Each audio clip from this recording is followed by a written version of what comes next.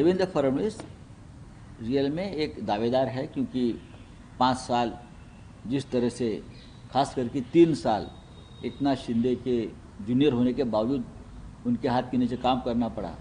अभी तक 7-8 दिन हो गए, इतना भारी बहुमत होने के बावजूद भी महाराष्ट्र जैसे बड़े राज्यों को मुख्यमंत्री नहीं मिल पाया है। 26 तारीख तक सरकार नहीं बनाई, इसलिए महाराष्ट्र में राष्ट्रपति शासन लगा देते ये लोग। एक साथ चुनाव लड़ा है तो कुछ समय निकालेंगे उनके साथ, बाद में उनकी पार्टी तोड़ देंगे। भारतीय जनता पार्टी के पास खुद के लगभग 140 विधायक हैं, जो बहुमत से बहुत करीब है। हाँ, फिर भी 7 दिन के बाद भी ये बहुमत वाली एक जो महायुति है वो महाराष्ट्र को मुख्यमंत्री नहीं दे पा रही है। क्या कारण है, क्या चल रहा है आपस में? हम चाहते हैं कि अगर आपको बहुमत मिला है तो 24 घंटे में आपका मुख्यमंत्री तय होना चाहिए था, चाहे किसी भी पार्टी का हो, चाहे कोई भी हो। लेकिन मोदी और शाह जी को और उनके नेताओं को, पार्टी के मुख्यमंत्री तय करने में इतनी कठिनाई क्या है, यह हमारी जनता जानना चाहती है। एकनाथ शिंदे ने कल एक स्टेप बैक लेते हुए ये कहा कि मोदी शाह जो कहेंगे वो मंजूर है डिसीजन। और क्या कर सकते हैं? उनके सामने कौन सा विकल्प था, आप मुझे बता सकते हैं? देखिए, ये बहुत ही दुर्भाग्यपूर्ण है। वो बाला साहेब ठाकरे जी का नाम लेते हैं, शिवसेना नाम से राजनीति करते हैं, लेकिन उसके भविष्य का फैसला दिल्ली से होता है। बाला साहेब ठाकरे जी की शिवसेना का भविष्य कभी दिल्ली में तय नहीं हुआ, मुंबई में तय हुआ है। हम कभी दिल्ली में नहीं गए। अटल जी थे, अडवाणी जी थे, और भी नेता थे।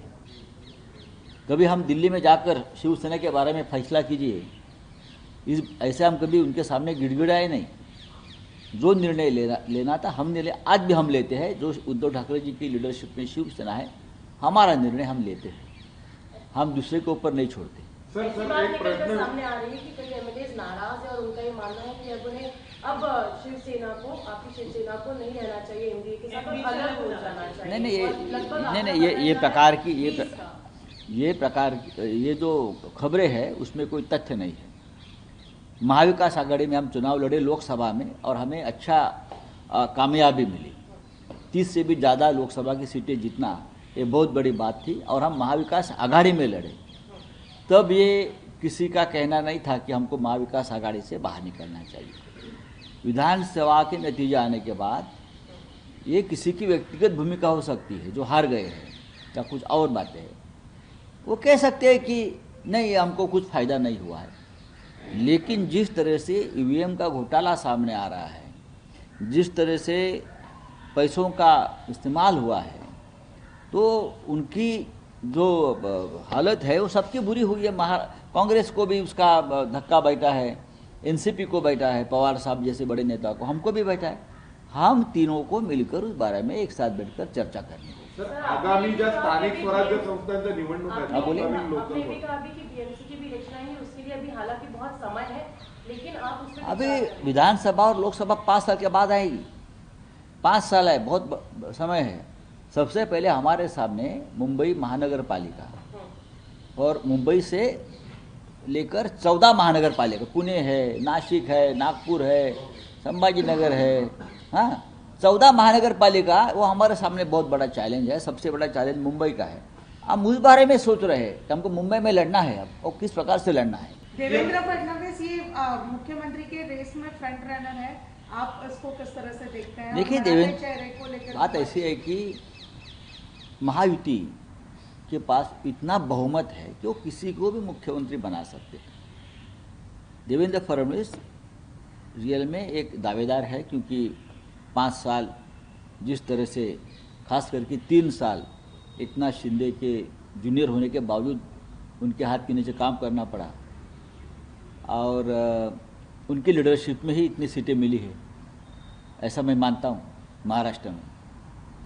तो ज़रूर उनके कार्यकर्ता का आग्रह होगा, उनके पार्टी के जो प्रमुख लोग हैं वो भी चाहते होंगे कि देवेंद्र जी को मुख्यमंत्री बनना चाहिए। लेकिन निर्णय लेने का अधिकार उनके पार्टी में जो होता है वो दिल्ली में होता है। अब वो क्या निर्णय लेता है वो पता चलना। लेकिन अभी तक 7-8 दिन हो गए, इतना भारी बहुमत होने के बावजूद भी महाराष्ट्र जैसे बड़े राज्यों को मुख्यमंत्री नहीं मिल पाया है। 26 तारीख को विधानसभा की मुदत खत्म हो गई है, समय खत्म हो गया है, विधानसभा बर्खास्त है। अगर हम होते सरकार बनाने के लिए इस बार, तो 26 तारीख तक सरकार नहीं बनाई, इसलिए महाराष्ट्र में राष्ट्रपति शासन लगा देते ये लोग। लेकिन आराम से चल रहा है उनकी सरकार है, उनके हाथ में कानून है, गृह मंत्रालय है। अब इस रिजल्ट के बाद क्या ऐसा, मतलब रिपोर्ट्स कह रही हैं कि जो बीजेपी के एलाइज हैं वो उनके लिए एक बैगेज बन गए एनसीपी और शिवसेना, तो आप इस पे क्या कहेंगे? नहीं, ऐसा मुझे नहीं लगता है कौन किसी को बैगेज बनता है। महायुति है उनकी, एक साथ चुनाव लड़ा है, तो कुछ समय निकालेंगे उनके साथ, बाद में उनकी पार्टी तोड़ देंगे, उनकी पार्टी तोड़ देंगे। जो बैगेज बोलते हो ना, बैगेज पूरा तोड़कर अपने साथ लेकर आएंगे।